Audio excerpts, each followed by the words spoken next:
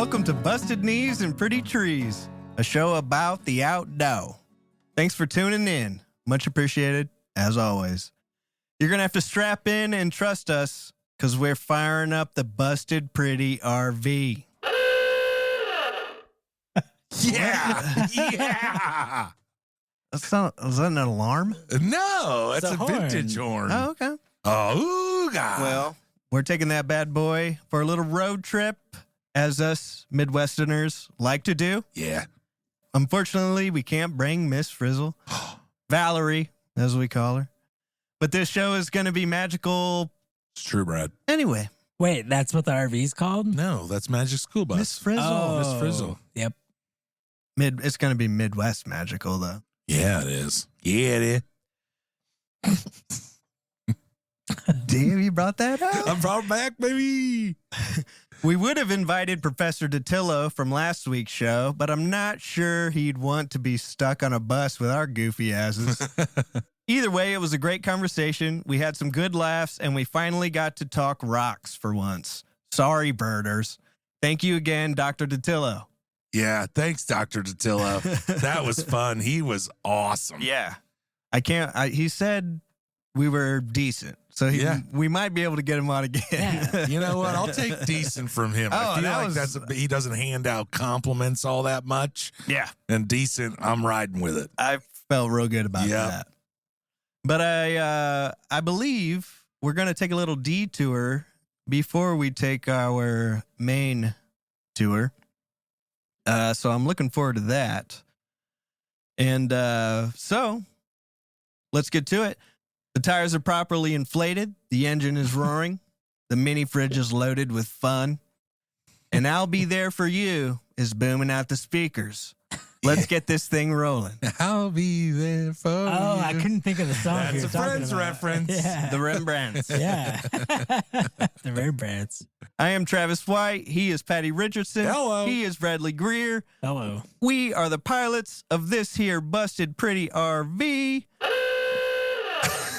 And now that I'm imagining how badass that RV would look, I want to see what you guys would include in that RV. But first, I want to mention, if you like the cut of our jib, follow us on Apple or Spotify and take a gander at our nifty website, bustedpretty.com. Yeah. Patty, what's our socials? Busted Pretty at Blue Sky and Busted Pretty Instagram. Or God damn it. You'll figure it out. Yeah.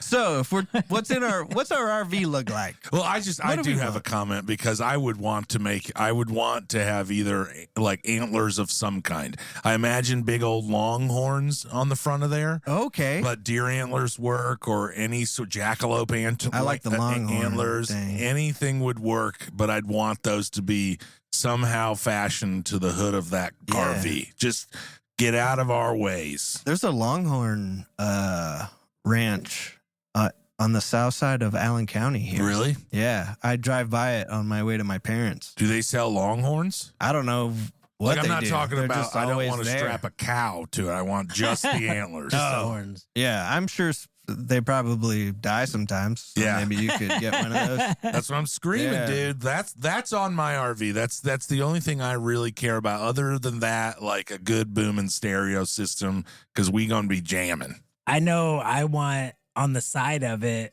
Travis to paint a mural Oh, in the Where's that money coming from? in the spirit of Patty's episode yeah. pictures, but like a Conan the Barbarian theme where Yo. we're all each like warriors. like, OMG, dude. what was that? And then our goofy head, our faces Yeah. on top.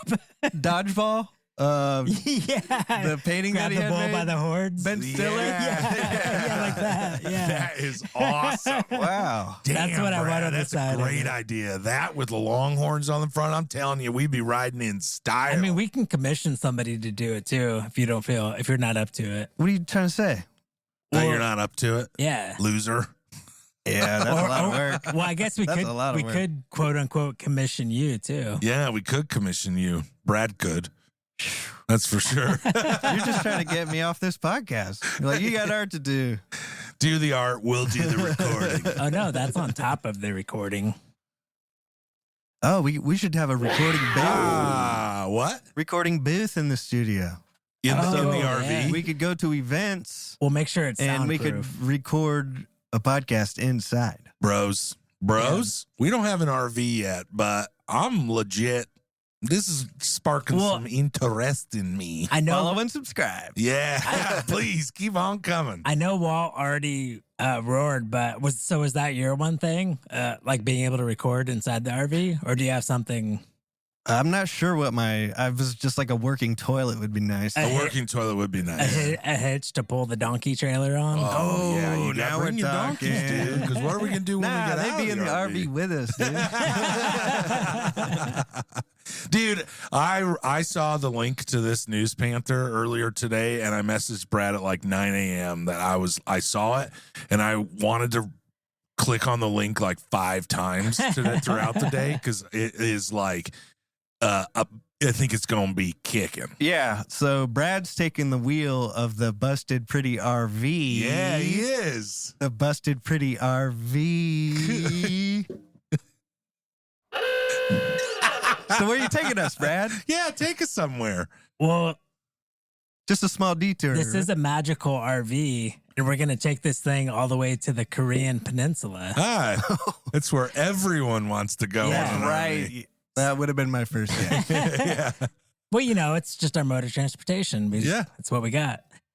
Specifically, we're going to the 38th parallel, also known as the DMZ.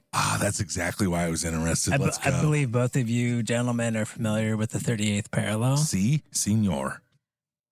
So just in case somebody doesn't know, and there are some fun facts in here that you guys may not know, the region of the peninsula is a barrier that separates the Democratic People's Republic of Korea, aka North Korea, from the Republic of Korea, aka South Korea. It came out of I the didn't know it was called the Republic of Korea. Yeah. And it is funny that it's the Democratic People's Republic of Korea as North Korea. Well, that's probably like Western North Korea, South Korea. Well, I guess that's also because it's in, I don't know. He just named his daughter as his heir. I know that. Kim Jong? He's very progressive. I suppose. Very I heard she's. strong proponent of women's rights. I heard everybody's like, she's wearing snow.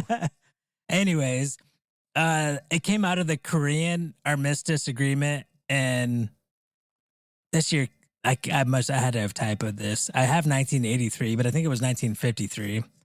That was an agreement between North Korea, China, and the UN command. Yep. Which was basically like who was fighting, quote unquote, for South Korea. Yep. I have a question. Is that line was that where the front line ended up right there? I think it's where the previous boundary was. Oh, set. okay. Yeah. And it just so happened. That would have been a real nice, tidy front line, too. Yeah. Well, and it doesn't actually run along the 36th parallel. Like, I think it starts above it and finishes below it, but it crosses it. So that's why they call it the 36th parallel. 38th parallel, right?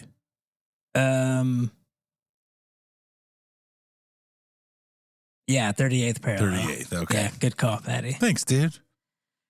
The DMZ is 250 kilometers long or 160 miles and is about 4 kilometers wide or 2.5 miles.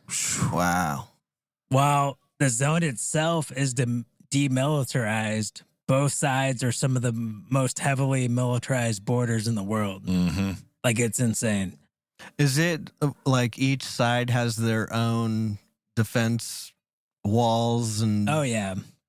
sea wire and towers and everything? Yeah. And as we'll get into, at least South Korea has a 5-mile buffer outside of that. From where their 2-mile boundary ends, or like the technically the zone of the DMZ ends, they have a 5-mile buffer beyond that. What's the acreage on that DMZ? Well, we'll get into something close to the acreage in there, but I didn't get that info. Because think it's big. 160 miles Like, how wide is 2.5 Indiana? miles wide. That's the math I 160 miles. will not attempt. But so you may ask though, like, why is the busted pretty RV going to the DMZ? I'm wondering. Hey, that's Almost the forgot. best. It makes me laugh every time. Well, since this stretch of land has gone 70 years without humans being on it, it's created this crazy sanctuary for wildlife and plants. I knew this You was going to son be of a a good bitch. story. Yes. It's become one of the most biodiverse areas in the region with like it just has like crazy wide, long wetlands. And then a lot of the area is mountainous as well. So forest covered mountains. And they think like there's over 6,200 wildlife species Wow. within the DMZ. Holy jabroni. And of that 6,200, according to the National Institute of Ecology in South Korea, 38% of South Korea's endangered species live in the DMZ. There's 267 total endangered species in South Korea, and 38% of those live in the DMZ. Damn, that's insane. Yeah, it's wild. And think like they can't go there and study it. Like they can't enter the DMZ and get any. That's right, They're only yeah. looking from Good far way to away. get shot. Yeah. And I'm just out here trying to look at these salamanders. You got any good Goddamn. rocks around here? So some of the unique species that live there, and if you guys have the notes pulled up, I have photos of these animals in the notes and we'll post them online, right? There are species like the Siberian musk deer, which has these crazy, like it looks like a deer, but it has crazy fangs that stick out of its mouth. Oh, and, yeah. like, go down Whoa. it's wild. So I'm sorry, but what are those things for? I don't know. Sucking blood, dude, like all things. What? Durr. We That's have what the I was name thinking. of it, so we'll have to look it up. The Ripping Siberian musk flesh. deer. There's the leopard cat, which you've probably seen. It's the cutest little house-sized cat that looks like a leopard. I feel like I know what you're talking about. Like there's been I've seen photos it of this native? online. Yeah, but it's native to the whole southeast region, and it's actually that's like of least concern, at least as a species worldwide. But it is under pressure from like hunting and loss of habitat and stuff.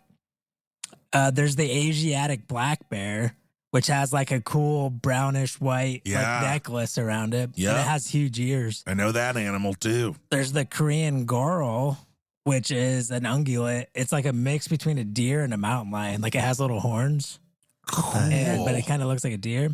These are all like majestic creatures. Well, and last but not least, there's 7 of the 15 crane species in the world can be found there.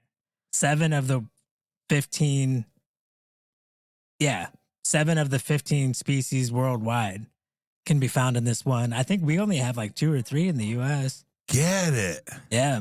Is that like one of the least populated pieces of land? Oh, like Dude, biggest duh. pieces in the world? It's the No, I mean, there's probably like stretches of Mongolia. Or Oh, like the yeah. steppes. Oh Yeah, yeah, at like least big desert, West Africa. the Sahara. Yeah. But one reason they think a lot of the animals are coming to this area is from loss of habitat from Japan and China, which neighbor the Korean Peninsula. So they think like as they're losing habitat, they're finding this space to be like their new home, nesting ground, migrating grounds, whatever. Can Like, I they're rephrase stopped. that question? Yeah. The biggest piece of like livable land, like That like fruitful land. like people would be on it if Yeah. well we'll get to that in a little bit. Trevor, you're always so good with your questions, Yeah. dude. Even though this is one of the most heavily restricted spaces in the world to get to, there's several Korean organizations that are involved in conservation and preservation of like what's going on in the DMZ and the like the new all these wildlife species that are there now. So Daesum Lee, who is the director of ecosystem conservation team of Green Korea United, or they go by GKU for short. For the past 30 years, GKU has conducted extensive on-the-ground surveys across the civilian control zone, which is they have these little cutouts like within that 5-mile buffer where they have a town, and it's almost like a sign of like goodwill. Like we both had North Korea has like a city within the DMZ, and South Korea has a city. They're not like in the DMZ, but they're really close to it. But like North Korea's is, they think it's just these really tall concrete poured towers that are empty, and they have like lights on timers that turn on and off to make it look like people live there, but nobody actually lives there. They think? I mean, we're pretty sure. I think it would be pretty easy to find that out. Yeah. I mean, everything I saw online says like that is what's going on. That's funny. And like the only people you see are maintenance workers, like keeping it clean, like sweeping dust off the streets and stuff. So they have these towns like that are close. It's like one of the closest places a tourist or like these scientists from the GKU can get to investigate what's going on in the DMZ as far as from like a wildlife perspective. So they're doing it from the outside of the border, from those towns. Yeah. Because there's nobody walking around in there.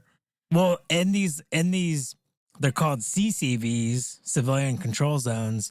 They actually have, South Korea has like a village there, and there's farmers and they grow rice. They have like rice paddies, but it's a super simple life. And if you live in that zone, you're exempt from military service, taxes. Like there's some perks to living there, but it's like a super simple life. And coming and going is very, very difficult.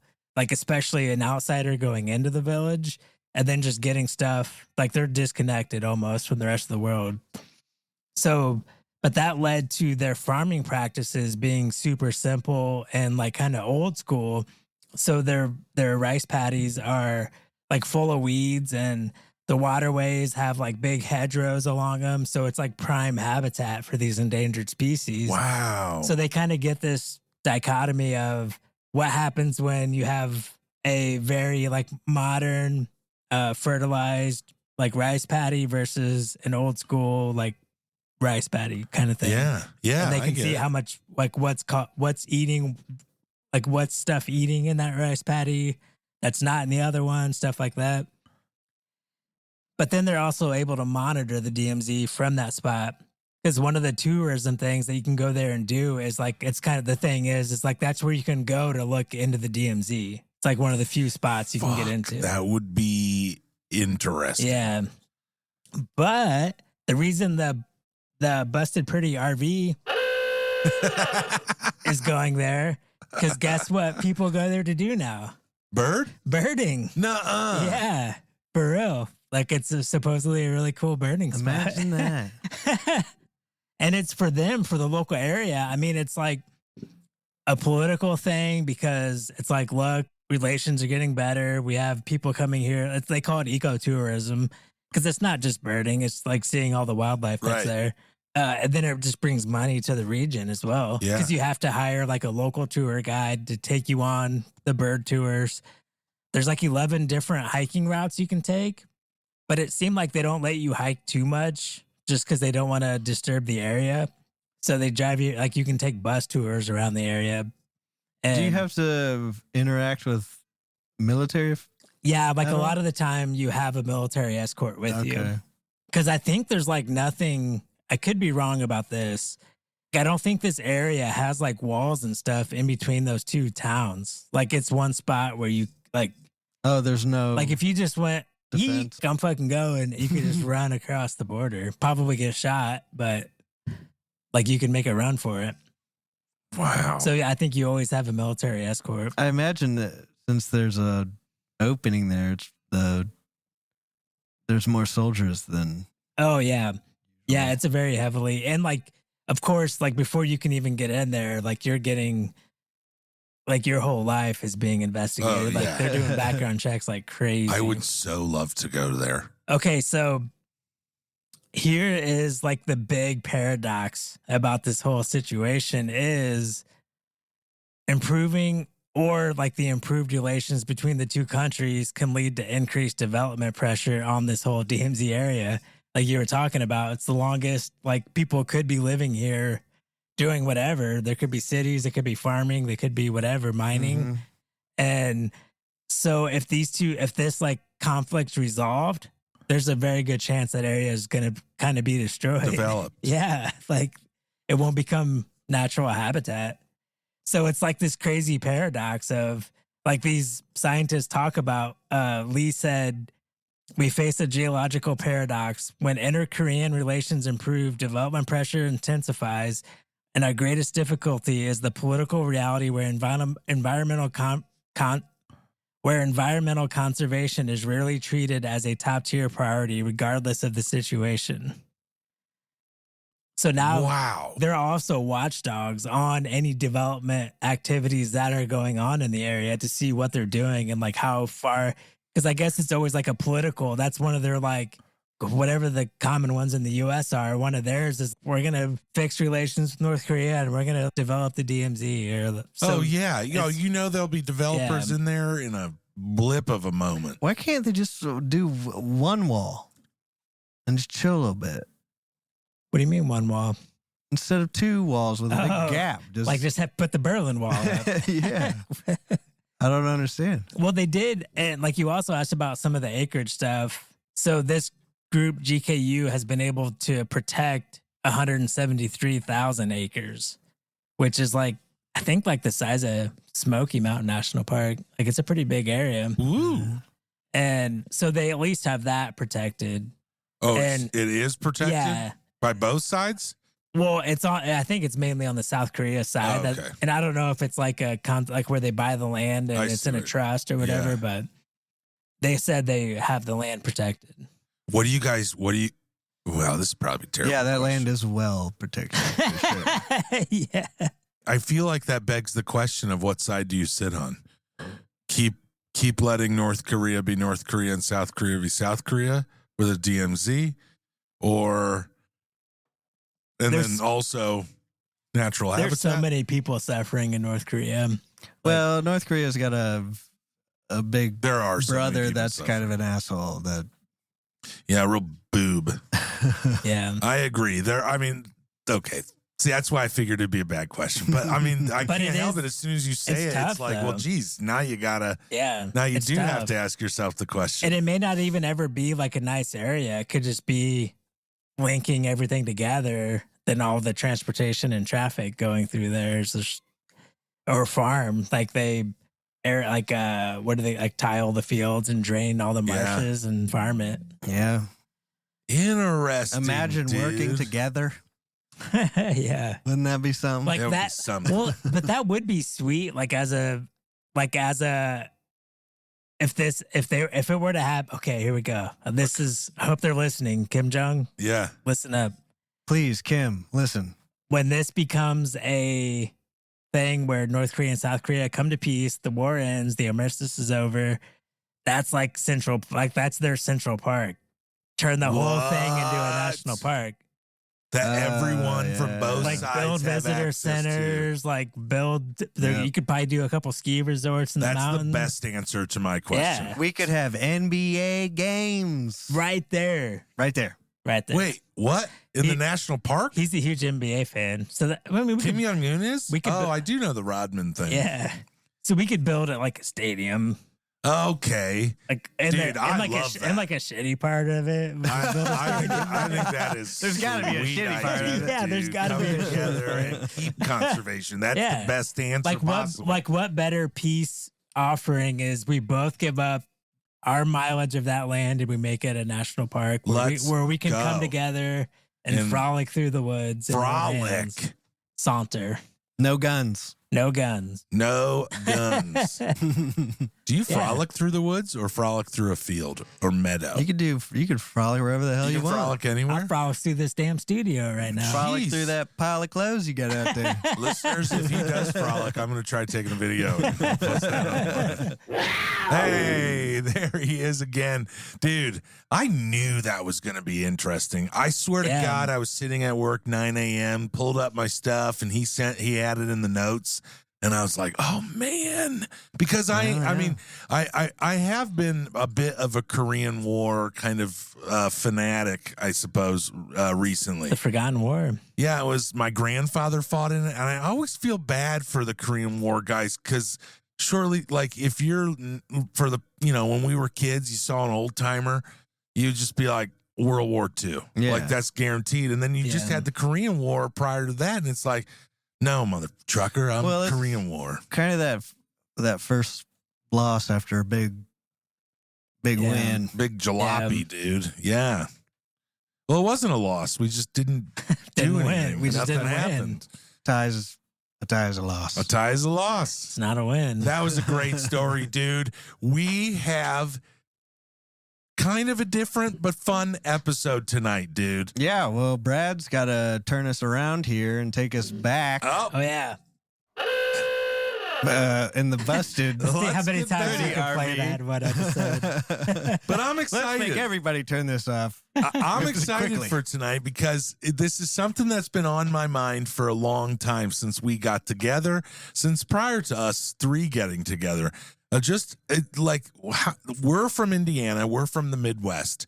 And one of the things I hear a lot about the outdoors around here is, oh, I really like Indiana, I like the people, but there's just nothing to do outside, And I think what we've discovered together, and then prior to that, of course, is that there is, in fact, plenty of things to do in the outdoors in the Midwest. Teenager in the Midwest, you're just like, this place, there's nothing here for me. Yeah, and maybe I gotta get out of here. Maybe this is my old timer brain starting to kick in and be like, no, this is pretty. Yeah, we've had some time and we've discovered some things. I thought we could spend a little bit of time tonight just talking about the Midwest, the place we grew up, the things we've enjoyed, the things we might not have enjoyed so much, and the things that ended up making the people we are today.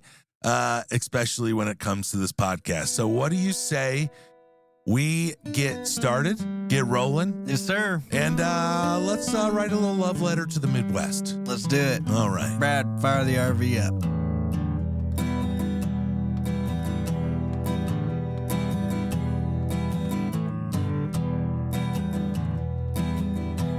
All right, Brad. Get out of the driver's seat of this RV. Old Patty wants to take a turn driving, and I'm bringing us straight back to the Midwest, straight back to our neck of the woods here in Indiana. This isn't a Subaru.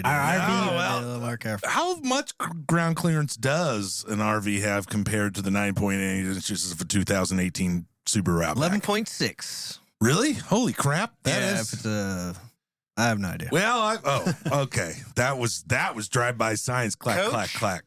Is that a RV company? Yeah, Coach. Is it? Yeah. 11.8 or whatever you just said? Winnebago. Coach. Winnebago. Airstream Winnebago. I feel like those are the ones that need bullhorns on the front of them. Anyway, we're back in Indiana, gents. I'm happy to have you with me. The first thing I want to talk about when it comes to the Midwest, specifically our area, is the state parks. This is something that we've kind of alluded to along since we've started this, but the more I get out, the more I venture away from Fort Wayne, I realize just how many state parks we do have. And each one of those state parks is kind of different. Chano Lakes, that's I think it's 7 different lakes that are all attached by a chain. Yeah. A little creek or something along those lines. And isn't it actually called Channel Lakes? I thought it was Chano. Lakes. Yeah. I think it's Channel. I think it's Really? Chano. All right. Look it up. It's with an apostrophe after the O. Yeah. Apostrophe. Yeah. Oh, it's only one apostrophe? Oh, is it 2? Oh, you guys can't even agree on that. Ah. Well, we're still kind of on the same team here. Oh, yeah, it is. It's chain, capital O, apostrophe, Lakes. Nice. Well, so that's one cool one. Brad took me to Pokagon last year to it do was a little. The cutest day, Travis. Dude, it was the cutest. And Pokagon is fucking so cool. Right up there on the Michigan border. It is. Dude, have you been there? When I was super young. Bro Nino, I'm telling you. I spent my whole life being like, I'm not going tobogganing. Yeah. I'm not going to Pokagon State Park. Debbie and I were thinking about going this year. It's stunning. Do you know, was it Roosevelt that built the interstates Like across Franklin? America? Yeah. What? I don't know. I think it was. And so he wanted to make recreational areas along the interstate system with like a hotel, like a roadside hotel that you Yeah. stop to. So when 69 was built, the interstate that goes through Fort Wayne, Pokagon was like one of the first, like one of the recreation areas that were built by, man, and they had a name, and there was a sign there that talked about this. I kind of remember that. And it's like they had a name like this. Was it like a government program? Yeah, it was like Army Corps engineers, I think, were part of it.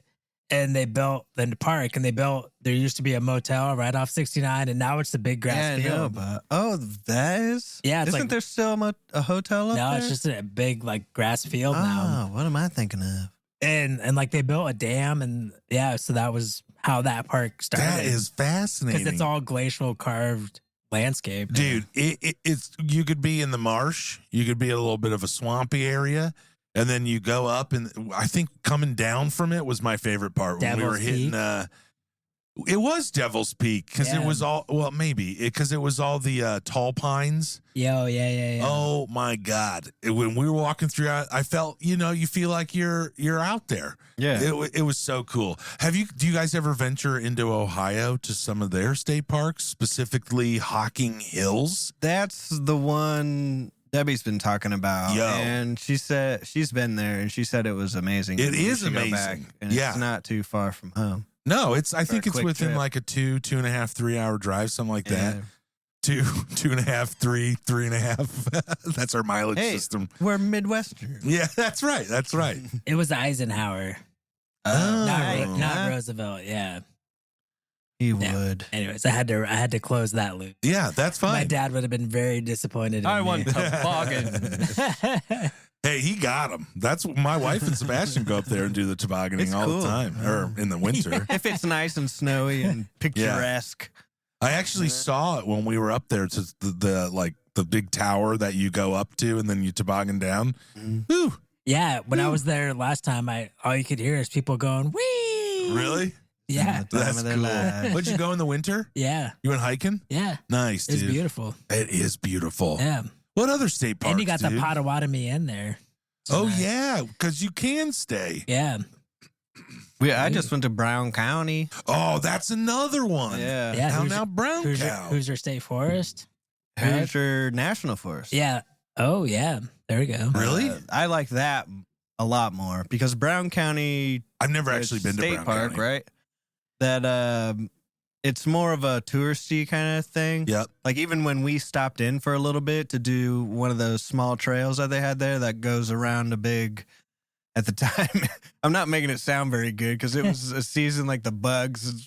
It was kind of swampy, Yeah. but I'm sure it's beautiful at certain times of year. But there was a wedding going on then. Nice. And there was a bunch of vehicles and stuff. Damn. So yeah, it's a little. If you want to get away, that's probably not where you want to go. But just we took a camper van out into Hoosier National Forest and just found an empty lot. They'll have empty lots on these dirt roads. Sweet. And you just pull up in it, and there's a little fire ring there. Can you tent camp on those lots too?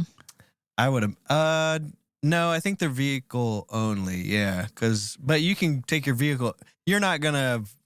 It's so deep. That's what I I was gonna can't say. imagine how Like, far we drove. It was insane. I was just like, the roads just started going from paved with lines to no lines to kind of paved Fun. to rock. What's the and then acreage dirt. down there, brother? What you trying to say? What's the acreage down there? With the forest? Yeah. Oh gosh. Is it like you're way out there? That, Like 160 Were you like, miles? we're going until there's dirt, babe. better take a. Yeah, babe.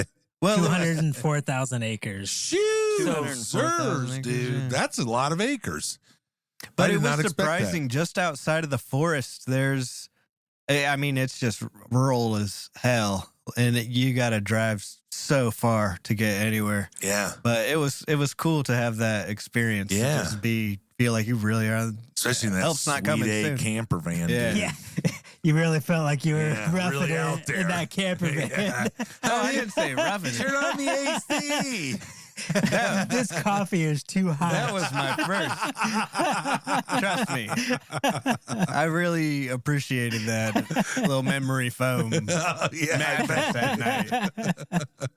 Yeah, And I mean, a little AC hey, unit blowing on me. you gotta treat yourself every now and You know, then. I get my miles in. I get my leg miles in. All right. I can't really think much more by way of state parks, but I'm telling you, I mean, just those are some of the few that are directly like around us, probably within that 2-3 hour drive. And that's not to mention But there's even way more. Indiana Dunes State Park. Yeah. And then all of the parks just across the Michigan border. Like Warren Dunes. in Michigan. Warren Dunes. Yeah. Like there's because the Great Lakes themselves are there's all kinds of stuff. Well, let's get into that. Let's get into some other geological things that I just absolutely enjoy. The Great Lakes is one of them. Within like a 2-hour drive from where we at, that's for sure. But like Michigan, Ohio, Pennsylvania, all of this area has the most fucking fresh water ever. Yeah. It is crazy. awesome. Yeah. We like to kayak. I like to kayak. You jumped on this year, but those freshwater rivers that travel all the way across Michigan, all the way across Indiana, all the way to the Mississippi, that is not, it's not everywhere. I didn't realize how easy it was to access water with a kayak. Just hop on in, brother. Here, yeah. Nobody gives a shit. Like you got to do the. It's crazy. You can go anywhere, but then you'll have to do the what's it called? Portage. Yeah. If you hit a dam or something. Yeah, that's for sure. And that you'll get to sucks know that. sometimes, but That's part of the suck. Well, and that's it what is part of the suck. Yes. I actually threw it out to Patty that one of the national parks that are close by the Isle Royal, instead of backpacking it, what if we kayaked around that son of a bitch? How would that be? 53 miles Around about it? Oh, because it's way it's more. 53 miles long. Oh, it'd yeah, it'd be yeah. about From tip to 106 tank. miles. Yeah. But there's so many campsites that you can only get to By kayak. Yeah. And even if it's like you have to portage a little bit of land to get to like a lake that's inside, and you kayak across that, and then like Dude. there's campsites all around it, and then there's islands that have campsites that you can only get to by kayak. Holy fuck, man. But you're really hoping the weather, because that shit can get real pretty quick. yeah, but you Fun. wouldn't be so far. I mean, how far off of how off the I don't think you'd have to island? go very far. Yeah, you'd be like maybe a half mile. I just don't know what kind of maybe. waves crash into that island. Boy, you coming remember off when we of popped off Superior. that Lake Erie or Lake Huron? Woo, boy. Yeah. And That was rough. there was a sauce, 5-pound brick rolling around my kayak after that. dude. My dude. That's the funniest way I've heard it explained. But man, I do have to say, when I turned that corner, woo, whoa, boy. No, it was when Logan turned the corner Yeah. and I saw his face. That's when I was like, oh, because we couldn't. There's no going back. Like, That's we couldn't true, go back. dude. And that You had wasn't to even hit- like a shitty day. Yeah. It was still piping Oh hot. yeah. Really? We were getting like waves rolling over our kayak, like on top of our kayaks. Dude. You were surfing those, baby? You had to get turned around though. We were 180 the wrong direction. You were surfing. You And they were- paddled every now and again. and they were just coming surfed. in at an angle too, but then they'd come over the back of your kayak. Yeah, I was soaking It was wet. crazy. That was dude. crazy. It was wild. Man, so freshwater Great Lakes. What other the dunes we mentioned all the way up north? Sleeping Bear Dunes is here. The UP has a lot to offer. Dude, the in its UP own. does have a lot Yeah, to offer. Pictured Rocks National Lakeshore. All those That's little. just one thing Sequoia after Falls. another there Yeah. that you're looking at. Just beautiful landmarks. Because even the drive there to Pictured Rocks is amazing. Once you hit like Grand Rapids, Lansing area, the rest of Michigan is just It's wilderness. super cool to Yeah. drive through. And then once you cross the Mackinac, Yeah. is there a proper way? Is it? Yeah. Mackinac. That's the way it's said? Yeah. And then you're really into it. I hear people call it Mackinac. Is that a I different think place I've or heard the that same too. place? Yeah. I Look that think. up, Brad. I think they're just being. Mackinac and Mackinac. People. Well, dude, absolutely stunning though. I'm trying to think of more like geological features that I enjoy. When I thought of this, I was more just like Great Lakes, that and freshwater. That's where I was kind of going with it in my brain. The thing is with growing up where Brad and I did, it's just the flattest part of Indiana. Yeah. Period. Yeah. And you go a little bit north up towards Angola, it starts getting hillier, and then you go down southern Indiana, and it gets woodier and hillier, and it's everything was kind of a marvel to us anytime you'd go outside of the freaking. Well, I have to say area. too, in terms of like geology or geography. In terms of geography, I in my older age, I've come to like enjoy the flatland. It's one of the things I was going to get to more about my personal feelings, but dude, when you're driving down a country road or down 69 all the way to Indy, there's like a moment where if you just do find a way to enjoy it, the flat Midwest, it's wide open skies, 3.5 miles of view, little farms sprinkled in there. Like that's a pretty cool feature. Hot summer night, windows down, it's a little humid. You can hear the camp on the radio, freaking tire popping the tar on the road.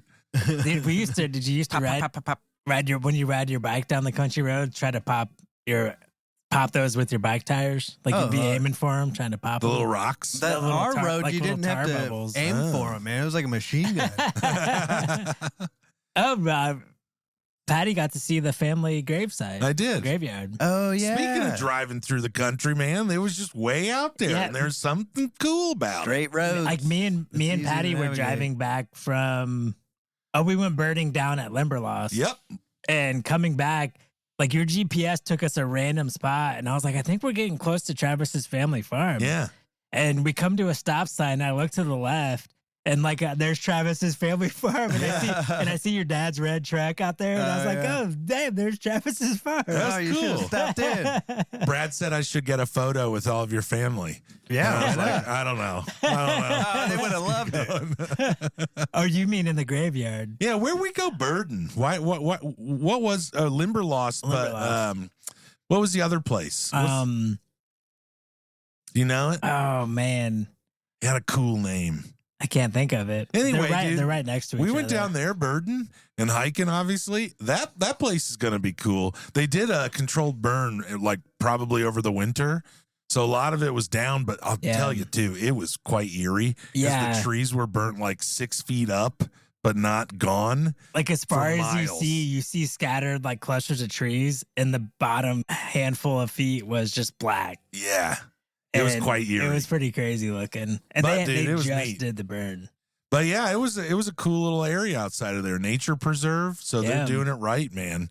It was neat. Well, and that's where the thing for me is like finding places like that, because it reminded me of Eagle Marsh a lot. Oh, yeah.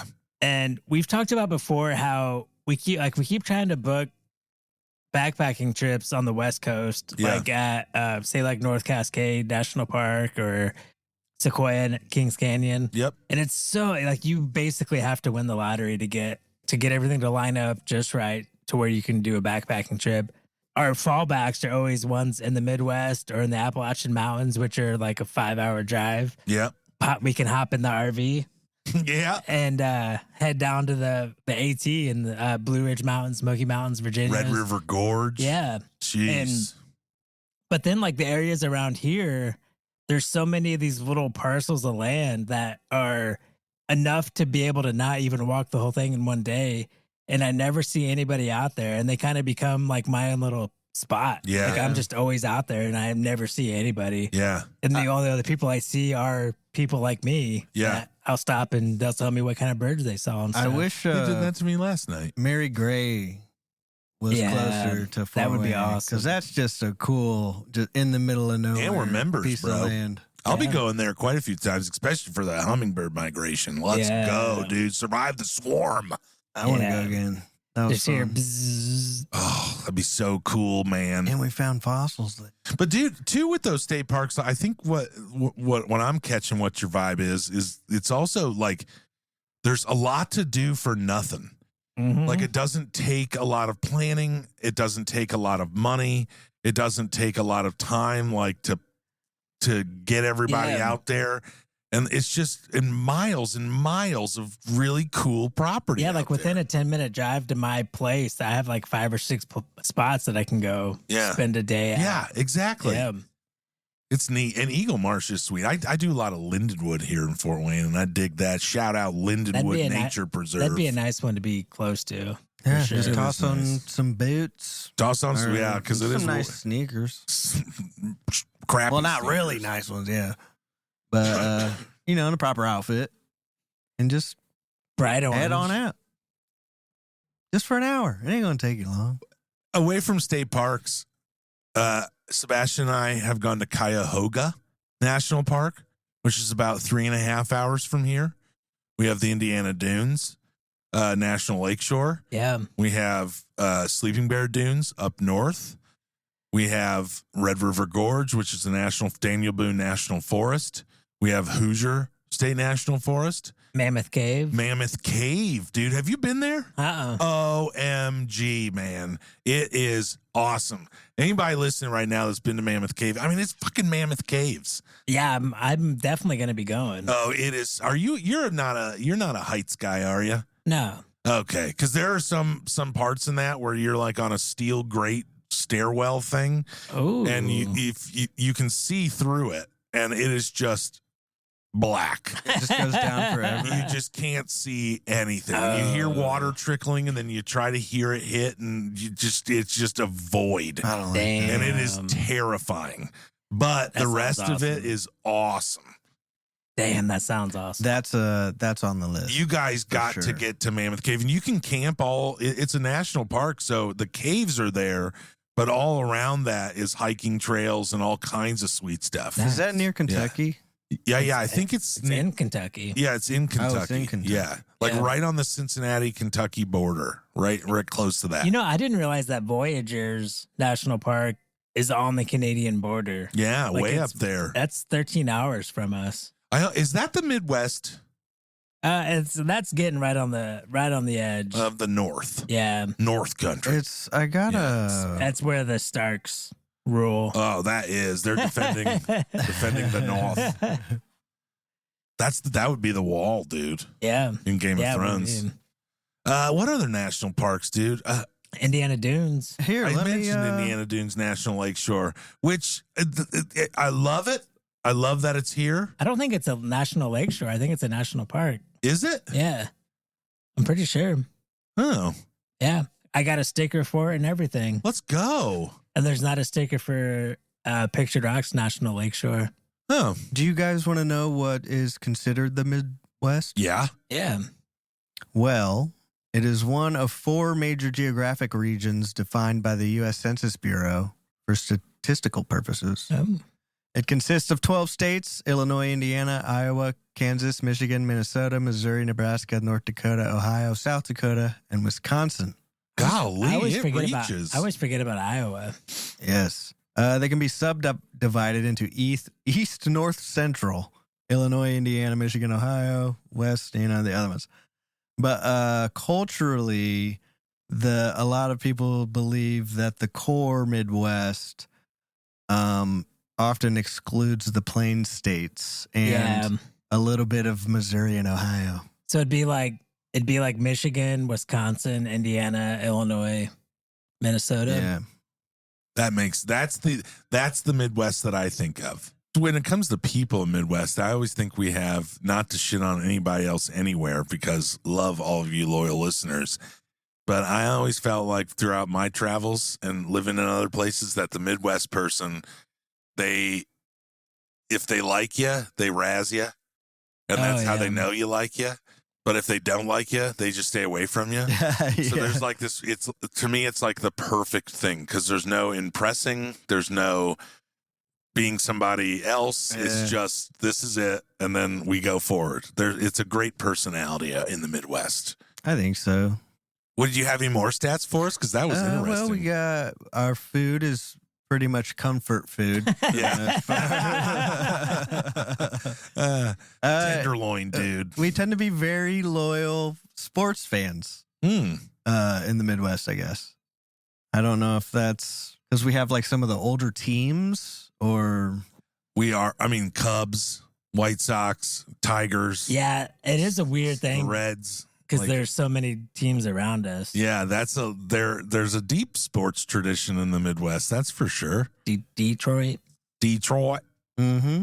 We're resilient from harsh seasons. We still got more. As I said, we're very loyal. In a mix of traditional rural life with urban diversity, with we got our big city, Chicago, right smack dab in the center. Yeah. And Cincy's like a pretty big Columbus. Yeah, Cincy too. Well, I will say with the seasons, like I do enjoy a short winter, but like a strong winter. But a short but strong. Yeah. With I warm agree. snow. Because there's nothing better than a fresh couple inches. Yeah. And you're out just anywhere. And it's so quiet and beautiful. I like and 6, fresh 6. Yo. Oh, yeah. You know? Feet. Good morning. I want blizzards, dude. On a Saturday morning? Oh, man. Those days where you actually get your load out, like your clothes and everything just right to where you're not cold. Yeah. And like you can just be out there enjoying it and not freezing. Those are like, that's my favorite kind of day. That's your favorite day? Oh, man. Fresh snow. You're not cold. It's so hard to pick out It's nice. the perfect kit, though. Because there's something like, my fingers are cold, though. This sucks. I'm going in. Oh, dude, I have mine like pretty dialed in. I mean, Patty's wife saw me out. It was like negative 10 degrees. Yeah. And I was out taking photos. Yeah. It was perfectly fine. I think I'm a spring fall guy. I love the spooky season. I'm all about just spooky movies and Fall's my everything's go-to. gray.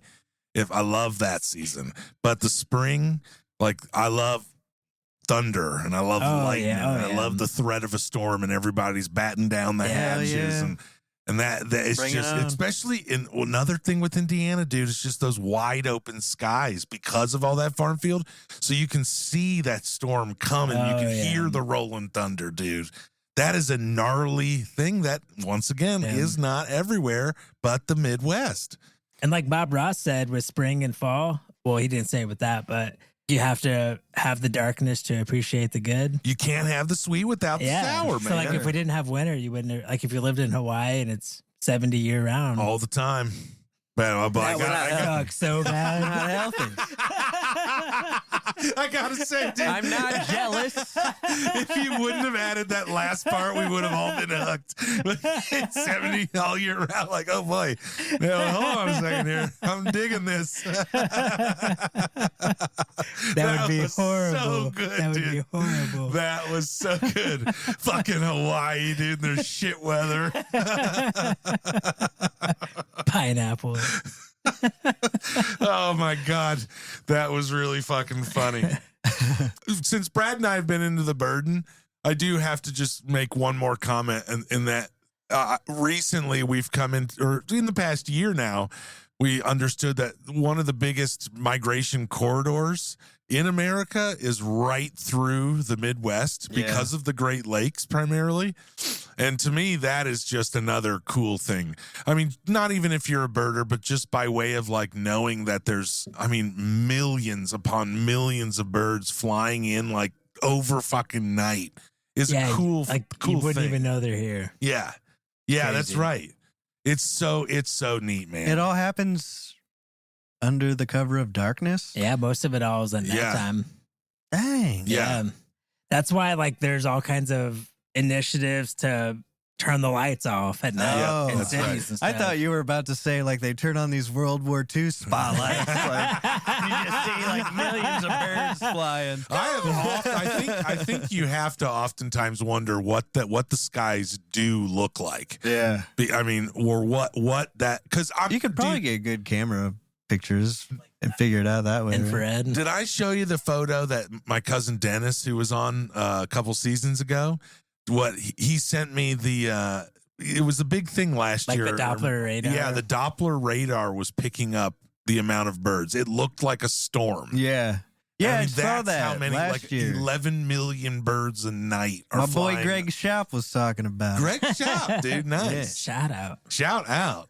But that's how many birds. And that's, once again, does not happen everywhere. It's right here. And it just so happens to be like 2 hours from Fort Wayne in both directions. Yeah. And you're going to hit it, dude. So that's cool, man. That is pretty cool. I was out at Eagle Marsh last night, and I just thought, like, man, it was like flocks of like hundreds of birds. I think a lot of them were red-winged blackbirds, but just cool, dude. Birds nonetheless. Birds nonetheless. Even the annoying ones we can appreciate.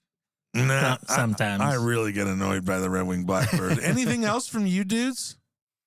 I kind of like that you mentioned my family farm. Yeah. 'Cause I just like to go down there. Like, it's still kind of in the middle of nowhere. It's not in the wilderness or anything, but you can we do do whatever have the a hell patch of woods. We can do whatever we want, but it's just it's quiet. You can hear the birds, and you can hear the wind. Oh, and man. I just like being out there. Yeah. And just taking a break from the noise that never stops in the city. Yeah, because even a lot of places you go, you can still hear like an interstate or something. Yeah. But when you're like out there, there's nothing.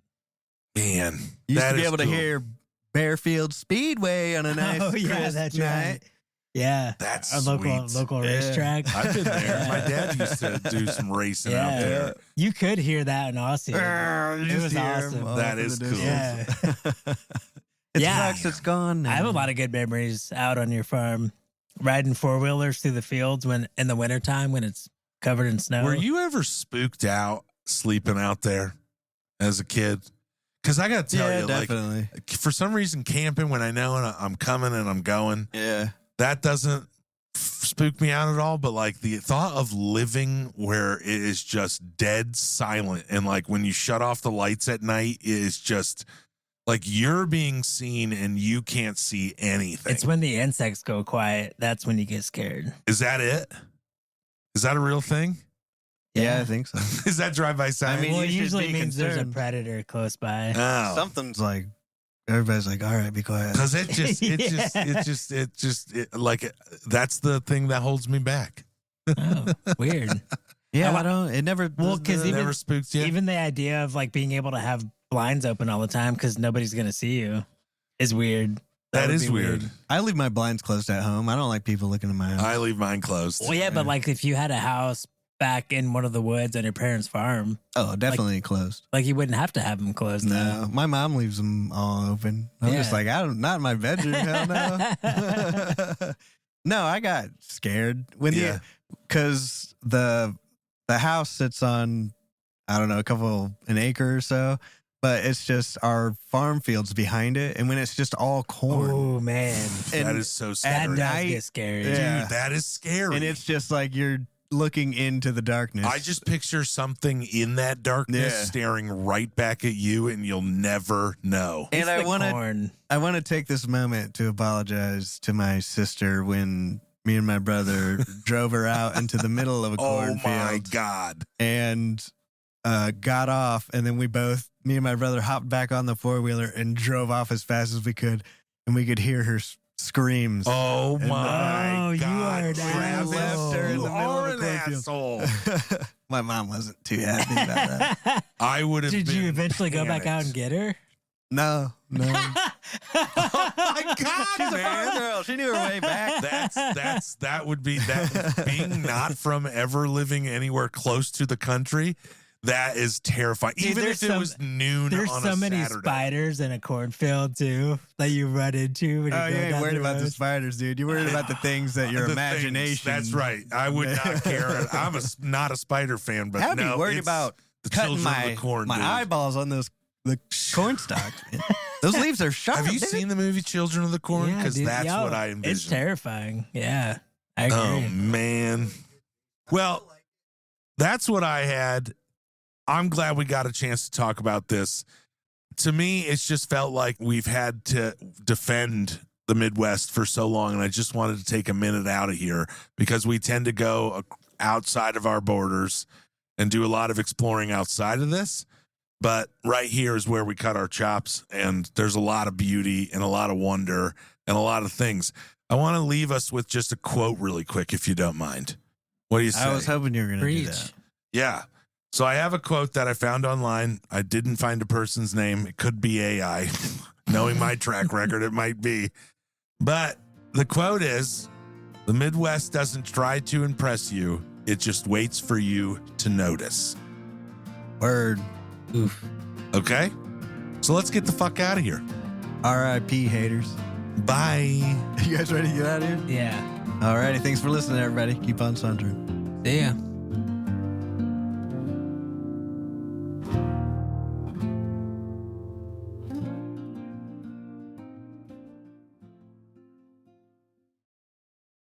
Hello, and welcome to the Busted Knees and Pretty Trees. Yeah, Brad. Welcome to the Busted Knees and Pretty Trees. Oh my God.